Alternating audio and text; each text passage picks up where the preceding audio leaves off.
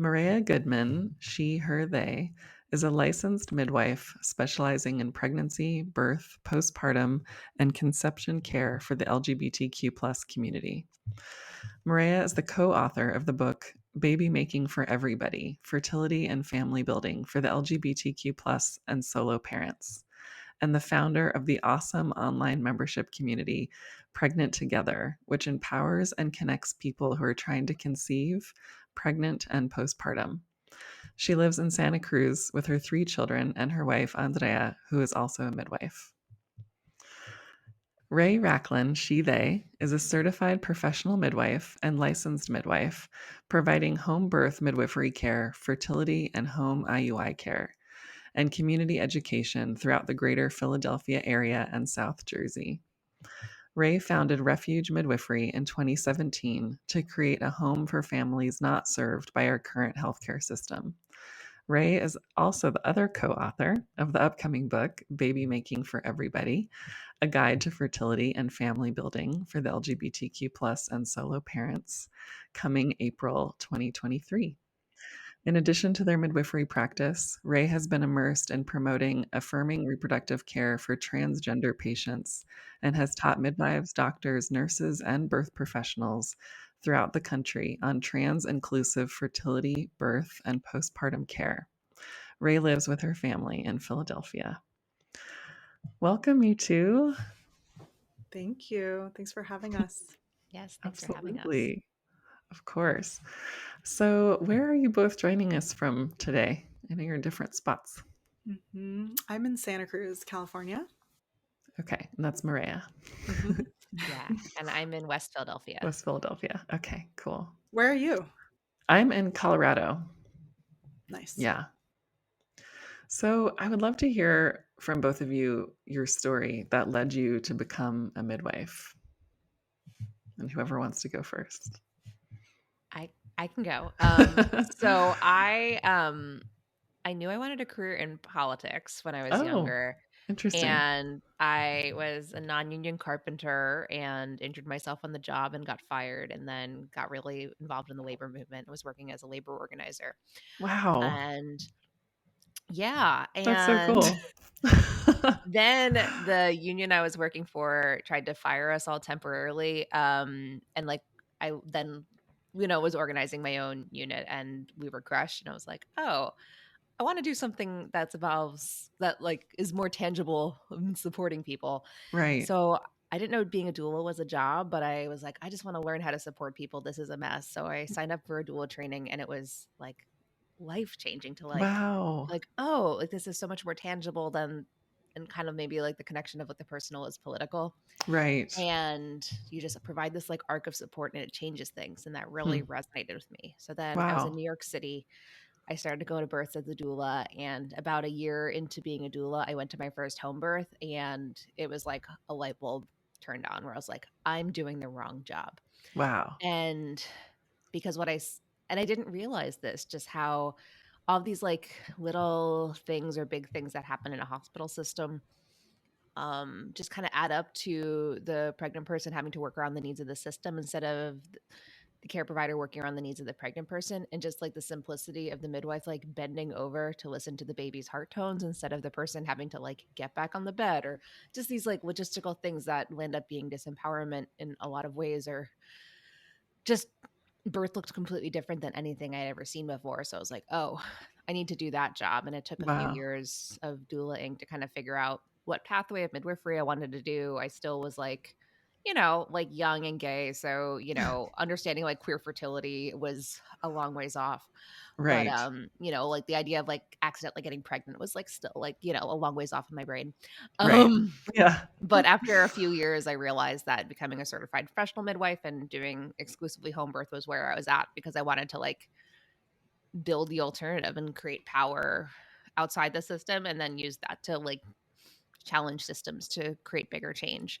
And of Right. course, this was before the Affordable Care Act, so it looked a little bit different when I went to school. And then, when I was in midwifery school, I moved out from my home in New York City to the West Coast, and I was so fortunate that there was a few queer midwives and queer midwifery students who were a little bit further ahead of me that like introduced me to the world of like trans inclusive care, Mm-hmm. and like what our community needs in terms of like fertility care. And I don't know, more light bulbs went off and I just kind of kept diving deeper. And that's what I've been doing ever since. Wow. And you've been doing it for a while. How long? Yeah, I graduated in 2016. Okay. So I'm like realizing, yeah, that I'm like not a baby midwife anymore. I've been practicing Yeah, now for almost 7 years. totally. Totally. Wow. That's so cool. How about you, Maria? Yeah, definitely some parallels. Ray and I often joke that we have like very parallel midwifery practices on opposite coasts. Yeah. Um, for me, I was lucky to be invited to the home birth of a friend of mine my senior year of college. And I did a Mhm. doula training just to be prepared for that. And she ended Mhm. up having just this like gorgeous, amazing, empowering home birth. And it was like, Mm. I was like, oh, this is it. Um, Uh-huh. so then I started taking doula clients and doing a lot of hospital births and seeing over and over, how what seemed like these perfectly normal physiological births kind of got derailed by the hospital Mm. system. And Mhm. after about a year of that, and I was doing some admin work at a local birth center, actually, the midwife who was my friend's midwife called me out of the blue and was like, "Hey, my apprentice just quit. I need an apprentice. Are you available?" And I was Oh like, my gosh. "Yes." So that was 2012. Okay. I got licensed in 2015 after working with a couple of midwives in the Bay Area. And yeah, spent some time working at birth centers outside of the state. And then I founded my practice, Restore Midwifery, in 2016. And Mhm. around that time, too, I also learned how to do IUI, intrauterine inseminations, from she was a friend at a time, but is now my partner, Andrea Oh. Ruizquez. Yeah, her practice is Partera Midwifery. And yeah, so she taught me how to do IUI. And then, as a queer person, there weren't a lot of midwives at the time who were like, I'm queer and Mhm. I want to support the queer community. There are a lot of queer midwives, but maybe, they weren't necessarily as open Right. about it as I decided to be. And just have loved supporting people in my community and like trying to make this information more accessible and empowering, and create a little safe space for queer people around fertility and family building and giving birth that we really need and deserve.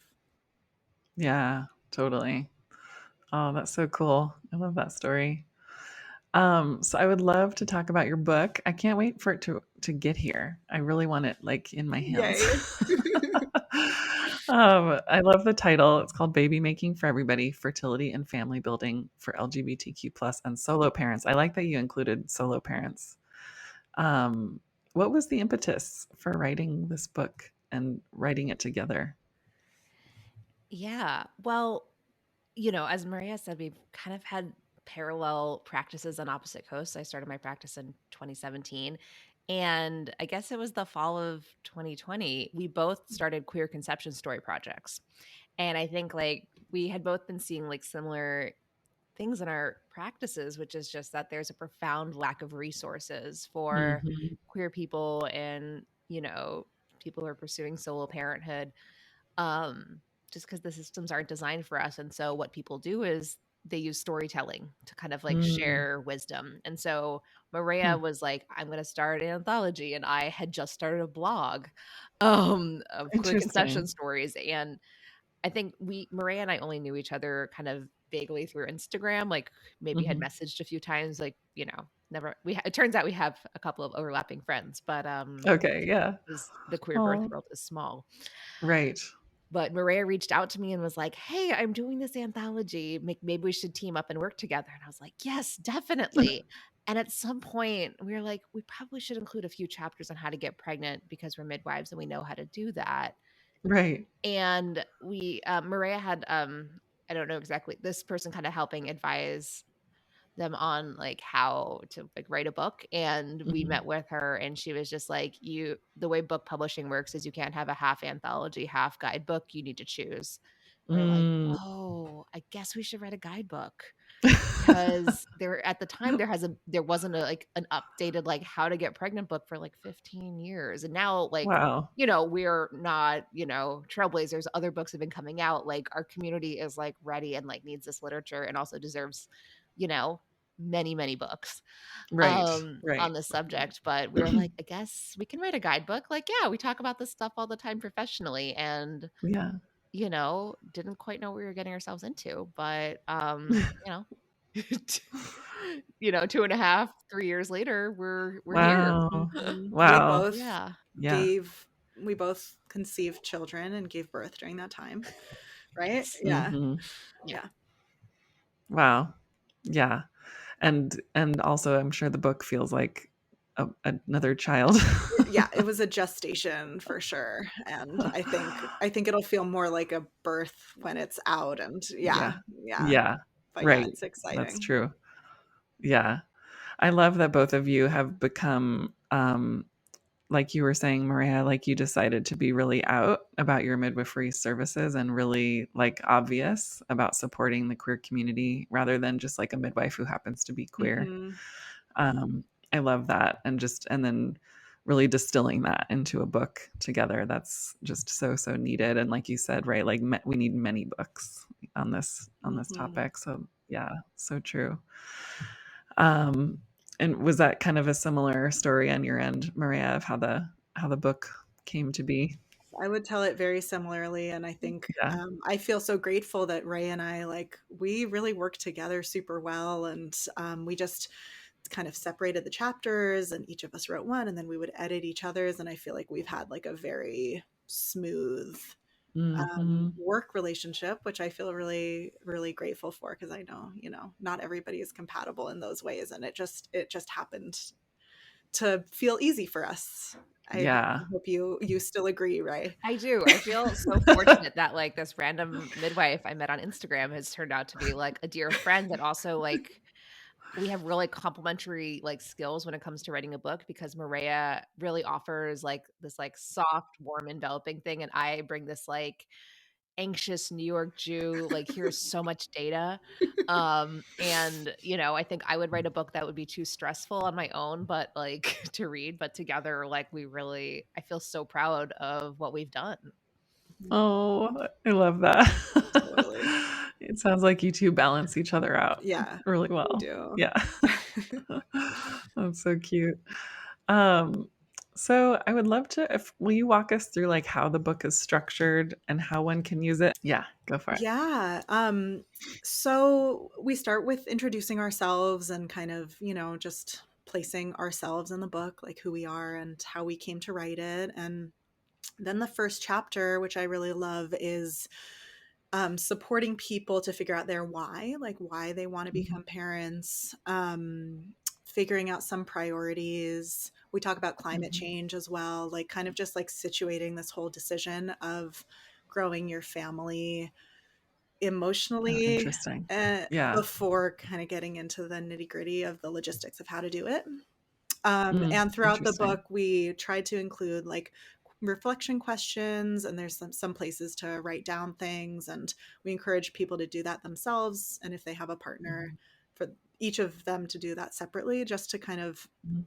have support in thinking Mhm. about this, because there's a lot to think about, and we believe that the it's a blessing and a curse as queer people, without easy access to all of the gametes that you Right. need to create a pregnancy. It's a blessing and a Mhm. curse because it's challenging. It can be expensive. There's a lot of logistics to consider. But the blessing part Mhm. is that like we get to bring a lot of intention into our families, and I think that impacts our families and our children in really beautiful ways. Um, Yeah. so we want to just kind of help people start there.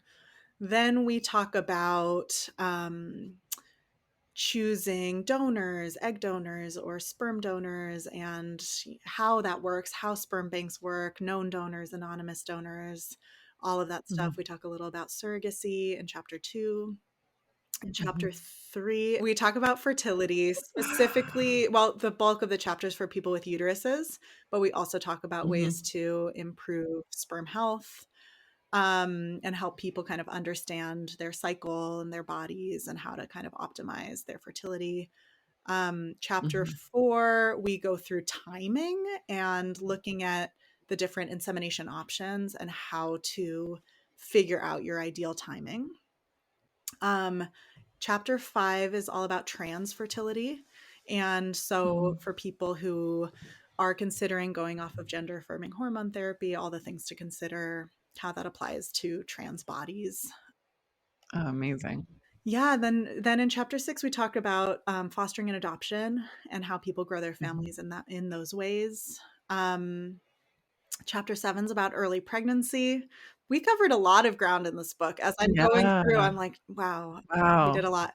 And Yeah. then chapter 8, which is I think one of the chapters that I feel most proud of is infertility and miscarriage, Mm. because Mhm. it's something that many people go through, and we really wanted to like be very out about that Yeah. process and offer resources and support. Um, Mhm. then chapter 9 is about like the legal formation stuff around family, and also building resilience and support, like legally and also within Mhm. our own communities for our families. And then I believe chapter 10 is just like a bunch of resources for people Okay. all over the country and different groups, and also place organizations that offer financial support Mhm. for families. And yeah, Wow. that's Oh my gosh. How thick is this book? I'm picturing like a dictionary.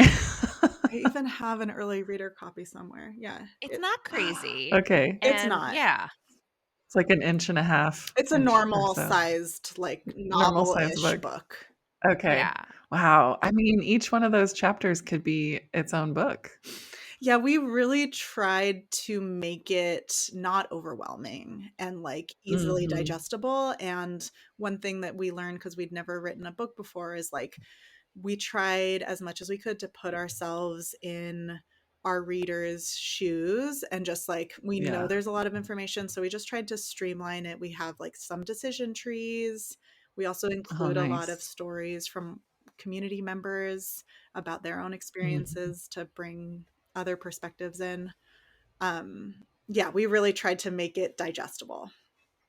Yeah. Yeah, almost like, it's like, we are your midwife and we are just like talking to you in your living room about your options in a non-judgmental Mhm. way, Hmm. and just trying to help Mhm. create the space for you to explore like what are your priorities in conceiving, like, what pathway is right for you, what happens if you need to diverge from the path that you decided was right for you and make different decisions, and just yeah, offer like non-judgmental support for all of the ways that we build our families and the things that we have to consider when pursuing those paths.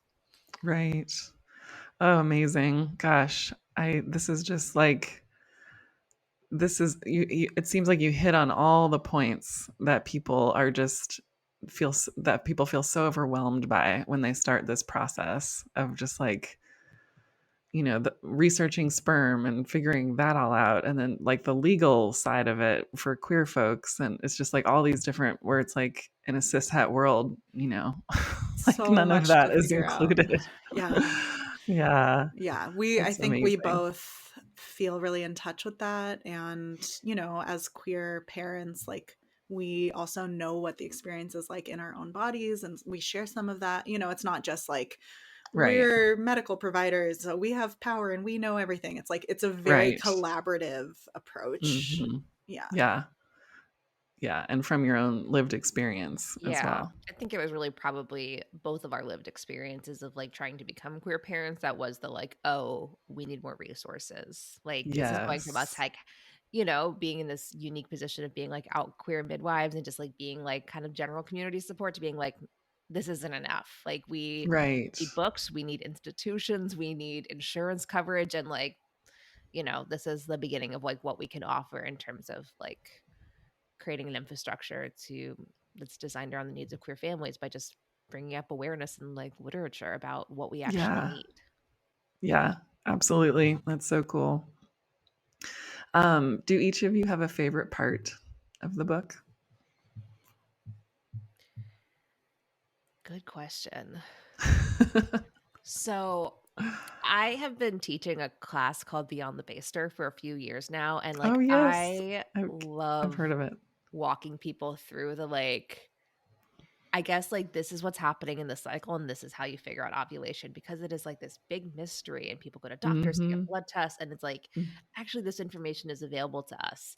Yeah. And and it's like very interesting for like, most people with uteruses were never taught like exactly how their bodies work and to like create this like support where like the lights turn on. We're like, oh, like I think I can get that information and like Right. yeah, I can like understand what's happening in my body. And even if I decide to like interact in like a very medicalized approach to conception, like I can still know what's happening and like be an active part of decision making. Like I love helping facilitate that for people. So I think I don't know, getting to distill that into the book was a lot harder than I thought, and I feel really proud of.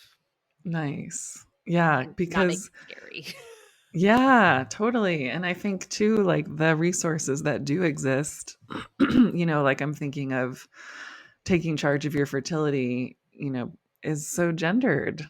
And so it's like we're the, we need these resources that already exist also, told in a way that doesn't feel harmful, as queer folks or as trans folks. Mhm.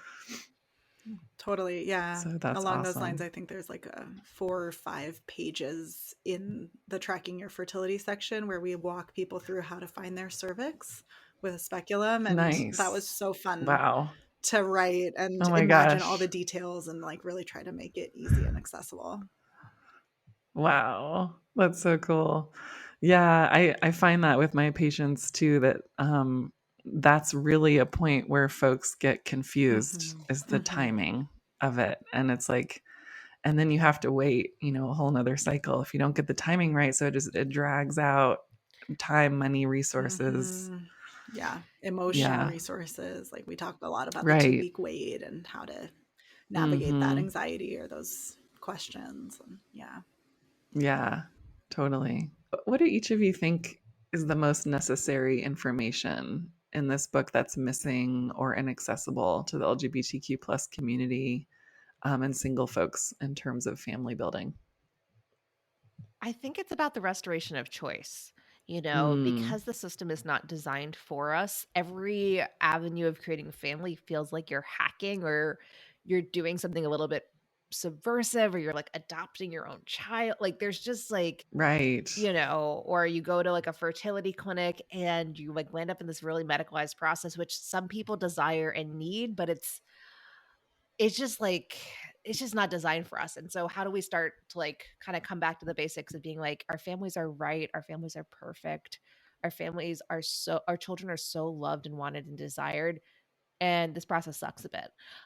yeah, But how do we like find ourselves and like center like our needs as an individual trying to pursue creating a family through parenting or as, partners? Like how do we like come back to our values and like make our decisions from there? And just like, hmm, in whatever path that takes us on, like kind of how do we tap into our center in decision making so, we don't kind of have that same like getting swept up by, this or that or the other, or just, getting like totally lost on a fertility clinic website, just being like, how do people choose? right, Um, it's just like coming back to like, coming back to our center and then like just knowing all of your options so then you can make the decisions that are like right for you and your family. yeah, totally. I know, because like folks will get lumped into like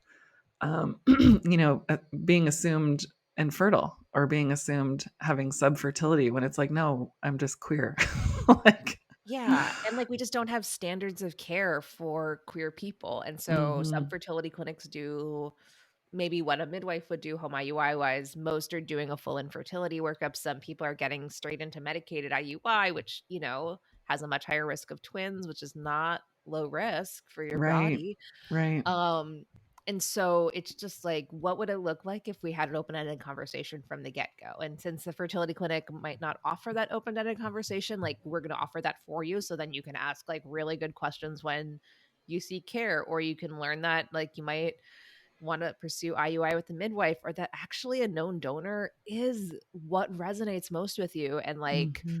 then, you know, how do I go about finding a known donor, and how do I protect my family's, you know, sexual health wise, legally, and like, you know, develop these like beautiful but complex relationships when our, you know, the person who donates genetic material is also a part of our lives. Wow. Yeah. Just like creating, you know, like space for all of those conversations about, you know, donation, surrogacy, um, and just like how to navigate, you know, medical systems and legal systems that are just like not designed around our needs. I know Mm-hmm. I had a conversation with a former client of mine who's also quoted in the book about how they hate second parent adoption so much. They're like, this is not what we need. Like, this is like, it's BS. It's not even like a hack. It's like we're just trying to like lie to the system because of like X, Y, and Z. And I was like, yeah, Yeah.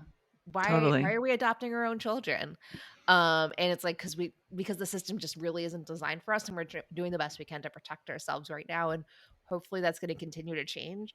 Yeah. But we're not like really in a legal climate that like is, or political climate that's really thrilled with LGBTQ people right now. So I think Right. we're still going to have to continue to rely on our community and the ways that we've been hacking the system to create and protect our families. Yeah. Totally. Yeah. All Mm-hmm. that. Well said. Yes. Very well said. Yeah. Yeah. How about you, Maria? Do you have a favorite part?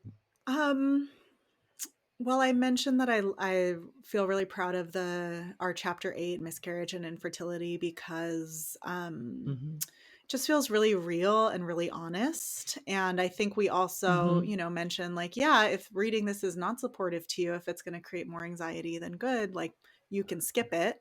And also Mm-hmm. for, you know, a portion of people, this is going to be like part of the story. And I think we did a good job throughout the book, like bringing a sense of community and support, because it's not just about the logistics and the legal paperwork and, you know, deciding on the donor. It's like just bringing the whole person and the whole family and the whole experience into the process. And Mm-hmm. so, yeah, I think those conversations are important. I think those conversations need to happen from a queer and trans lens, because so many of the resources that exist on miscarriage and fertility and infertility right now are so Mm-hmm. gendered. And so, Yeah. yeah, I feel proud of bringing that information in a way that will hopefully be like supportive to our communities through the good and the bad, and the, you know, the whole experience of growing families. Because yeah, it's so Yeah. like rich and intense and profound, and, you know, sometimes can be really easy and straightforward, and other times can take a really long time and be kind of a roller coaster. And so we really Mm-hmm. did see ourselves as like long distance midwives to people reading the book, and Mm-hmm. like really trying to bring that feeling of Yeah. support to it. Yeah. That's so cool. I can feel it already, So even though I sweet. haven't read it. And I realized, Maria, I asked you the wrong question. I was not what your Mm. favorite part of the book was, but if you felt like there was like necessary information in the book that's Mm. missing or I inaccessible, would would. you answer that I the would same answer or that the different? same. Okay. Yeah. Yeah. Yeah. Yeah. Yeah. That makes sense. Um, do either of you think you'll be writing more I books? really want to. Ray just gave birth 2 months ago, so I'm like Oh, wow. Only holding 2 months myself ago. back on being like, let's write 3 more Oh books my together. gosh. But that's kind of my jam, is like thinking way too far ahead and being too excited about ideas. Yeah. Yeah. Yeah. Oh, I think wow. I feel like this process of writing a book with Maria has been pretty magical. And our when we got our book deal, we did kind of talk a lot about if we would have kind of a queer midwives guide to pregnancy. And I told Maria I'd like to get through my first year with a child, and then yeah, Yeah. and then kind of maybe dive into that. But yeah, Okay. it's I think like the answer is like Fair. yes, more to come, and also like yeah, Yeah. this is the first like book we've birthed together, and Yeah. yeah, there's just been so much learning along the way, and we kind of can, yeah, keep riding that train. Totally. Yeah, that makes sense. Let's see. Do either of you have any words of encouragement or advice for queer, trans, or non binary folks with wombs who are trying to conceive in our cishet world? Um, as you know, it can be discouraging at best and harmful or violent at worst, and especially for Black, Indigenous, and people of the global majority. So, yeah, I would love to hear any words of advice. I think it's about finding your community. You know, it's whether like Hmm. there's a really like robust community of like queer and trans people who are trying to conceive online on Facebook, on Reddit, rainbow families and family equality like have virtual gatherings, doulas and other birth workers host in-person stuff. So like my practice, Refuge Midwifery, like we host an LGBTQ like trying to get pregnant new babies gathering. It was every other month before the pandemic. Now it's like when it's nice out so we can be outside. So next one's coming in April. And Nice. then, you know, like there we need our community. Like we need like the stories of people who've been through this before, or like folks to like text during the 2 week wait. And then also I always like to like kind of give the reminder that this like because you know because of how expensive sperm is or just like some of the logistics, it can give people the feeling of being infertile before they even start trying. And that's just not Mm, how it is. Like, you know, some people will have trouble conceiving, but you know, like start with the assumption of health and well-being, and also hold space for the that this is a process. It's a process that has more information in it, that has more logistics in it, and creates mhm. such awesome loving families. And also, yeah, just like knowing that the like anxiety and the isolation is like not this like unique experience that you're having. It's a really shared experience from like other people with uteruses who are like trying to conceive and lack sperm in their relationship, Yeah. and like just trying to find ways to connect to be less alone. And also remember that like feeling like you have infertility because of all these logistics or because you went to a fertility clinic because that's who can do IUI or you know whatnot is not the reality. Like some of us will experience that, but like you know we just don't know what our process is going to look like, and just kind of like you don't know what your pregnancy is going to look like, you don't know what parenthood's going to look like Mhm. or your birth is going to be like. When we open ourselves up to having kids, we open ourselves up to this world of unknowns that we just kind of have to show up Yeah. for. Hmm. Totally. Yeah, Yeah. I was gonna say the same thing, like reach out to people, like yeah, as queer people, people of the global majority, there's so many barriers. We do talk about how, when you go to a sperm bank, there's way lower proportions of sperm, from Black people, African Americans, Indigenous people. There's a Mhm. lot of kind of Mhm. very unfortunate barriers for people who experience racism in our society, and there are people who have been through it, who have that wisdom, and like yeah, reaching out to our extended communities is makes such a difference, and not feeling like we're alone. So many of my clients feel so isolated, and just Mhm. supporting people to break through that isolation and like reach through the noise and be like, oh, there's a person over here who did this same thing and I relate to them because of this. And we do offer ways to build that community, and find those connections, and it makes such a difference. Mhm. Yeah. Yeah. I think that's been kind of one of the silver linings of Hmm. social media has been connecting, like finding your people, of who's going through what you're going through. Yeah, there are some Yeah. downsides of the internet, but there are some Yeah. really wonderful benefits too. Yeah, Yeah. totally. And the group that I mentioned Hmm. in your bio, Maria, is that for folks, let's see, pregnant Yeah, so together?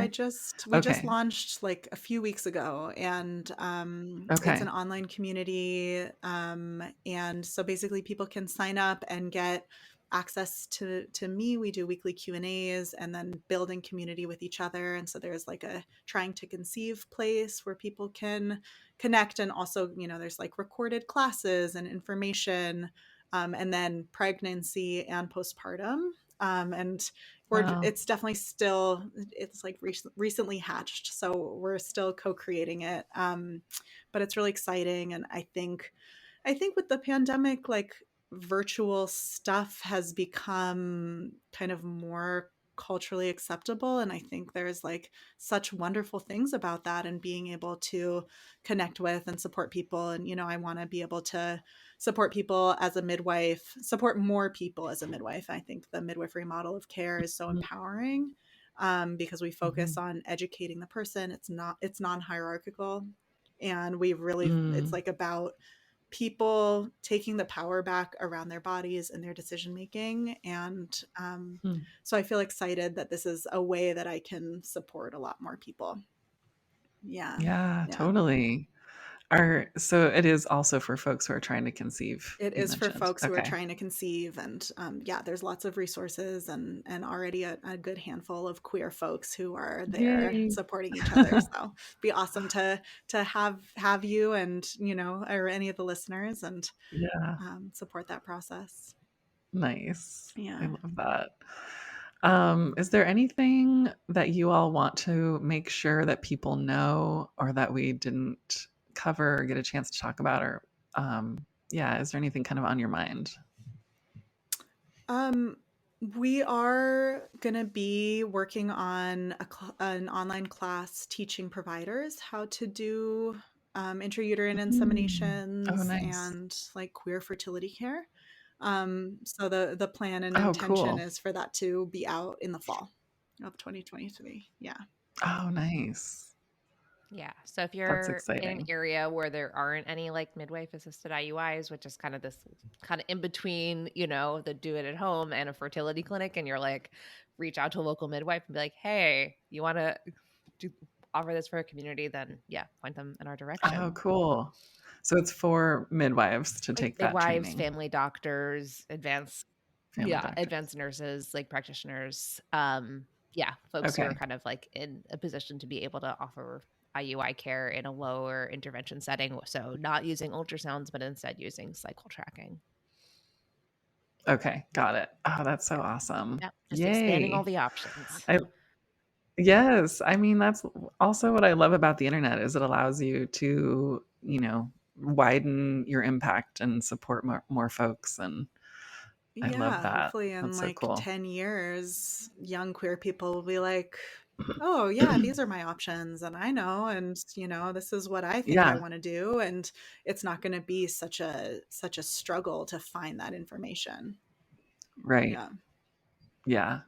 And I think the more people who, for example, bring your book into their fertility Mm. consultation or they're bringing these questions that they've learned, if more and more people are doing that, especially, folks with more privilege are using that privilege, to kind of widen, what people Mhm. are asking for, then I think people in power have to, provide it. Yeah, That I will hope tip so. things, I think. I hope so too.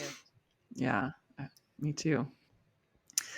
Besides buying your book, which I'm sure everyone will be doing, what else can queer, trans, non binary, and solo folks do to set themselves up for a successful conception journey?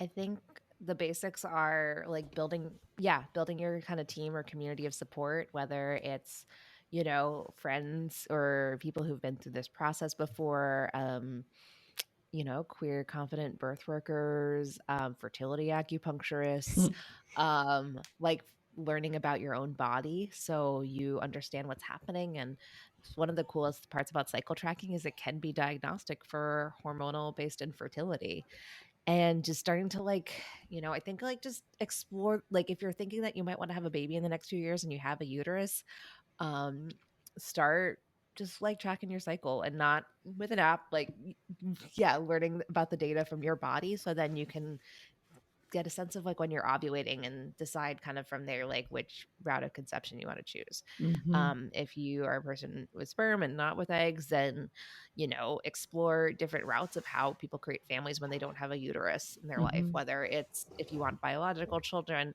or not. And there's a lot of different pathways towards surrogacy. Some are very relational, others are more like formalized in an agency setting, and just kind of start dipping your toes in the water, like telling everyone that you know that you might want to pursue surrogacy, and just kind of build relationship and connection. Mm-hmm. I would Yeah, also totally. add, like, well, I've been thinking a lot too about like the internal barriers that we have around feeling like we deserve to be taken care of in certain ways or to nourish ourselves in certain Mhm. ways. And just thinking about, and we do talk about this in the book, like how our childhoods and our childhood traumas affect how we parent, and they're going to show up, and like just kind of like that invitation to, like, this might sound really cheesy, but I actually believe this, like, nurture our own inner children as we're imagining like bringing an Absolutely. actual child into the world. Mm-hmm. And I think in life in general, but like Yeah. especially during this time of our reproductive Mm-hmm. lives, like, yeah, it's so potent, and I think there's a lot of opportunity Yeah. for healing. Yeah, and Mm-hmm. it's just like bringing our whole Yes. selves to the process as much as possible. Yeah. Yeah, totally. I agree with that so much. And that's a lot of what I teach too, is like your conception journey can really end up being a journey back to your whole self. And so much of that, includes that inner child, what happened, what your story is, and how that's affecting, you know, you on spiritual, maybe emotional, maybe more subconscious level of bringing a child into the world. I think they're definitely related. Yeah. Yeah. So cool. So, lastly, how can people find each of you, support you both, and buy all your things? Sweet. My website's restoremidwifery.com. Instagram is at restore_midwifery. I join Pregnant Together. You can find it at pregnanttogether.com or on Instagram, Pregnant Together Community. And I'm there. You can ask all the questions. We can chat every week, and connect with other people. And so, yeah, I've brought my midwifery practice online. So I would love to work with you and support you through your journey. Amazing. How about you, Ray? So people can find me on social media at Refuge Midwifery. I'm part of a 2 midwife practice, and then also at refugemidwifery.com. And we do home birth and fertility care kind of in the greater Philadelphia area. I definitely do a fair amount of virtual fertility care for folks who just want to consult and how to kind of guide them through this process, and then offer different classes and community education that you can find out about on Instagram or our website. Perfect. And I'll include all those links in the show notes for easy Thank you so access for much. folks. All right. Well, thank you both so much for coming on the podcast. I enjoyed this conversation so much. Me too. Thank you so much for having us, and thanks for doing the work that you do in supporting our communities. We always recommend fertility Oh, acupuncture, and it's nice. so Yes, supportive. we are Yeah. such big fans. Yay. Oh, thanks both so much.